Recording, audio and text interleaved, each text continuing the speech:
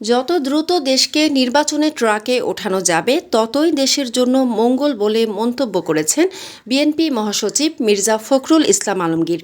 বুধবার রাজধানীর নিউরোসায়েন্স হসপিটালে চিকিৎসাধীন বিএনপি চেয়ারপারসনের উপদেষ্টা অধ্যাপক আব্দুল কুদ্দুস এবং অধ্যাপক সিরাজউদ্দিন আহমেদকে দেখার পরে সাংবাদিকদের প্রশ্নের জবাবে তিনি এই মন্তব্য করেন।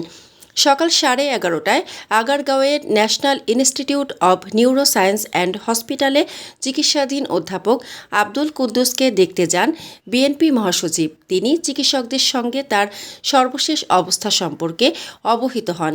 এরপর একই হাসপাতালে চিকিৎসাধীন অধ্যাপক সিরাজউদ্দিন আহমেদকে দেখতে যান বিএনপির মহাসচিব এবং তার চিকিৎসার খোঁজখবর নেন।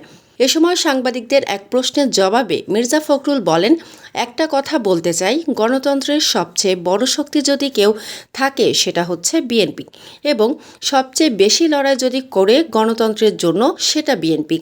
বাংলাদেশে একদলীয় শাসন ব্যবস্থা থেকে বিএনপি নিয়ে এসেছে বহুদলীয় গণতন্ত্রে এবং পরবর্তীকালে সংসদীয় গণতন্ত্রে। সুতরাং এই বিষয়ে প্রশ্ন করার কোনো প্রয়োজন নেই। দেশটাকে সকলে মিলে বাঁচাতে হবে।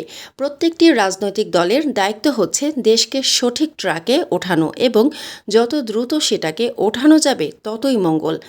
তিনি বলেন, যারা মনে করে যে নির্বাচন প্রয়োজন নেই, আমার মনে হয় তারা আবার চিন্তা করবেন।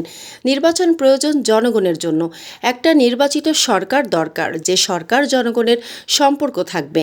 সেই কারণেই আমরা সংস্কারের দাবি আমরাই তুলেছি। সুতরাং সংস্কার এবং নির্বাচনের মধ্যে কোনো সাংঘর্ষিকতা নেই, দুইটা একসঙ্গে চলবে।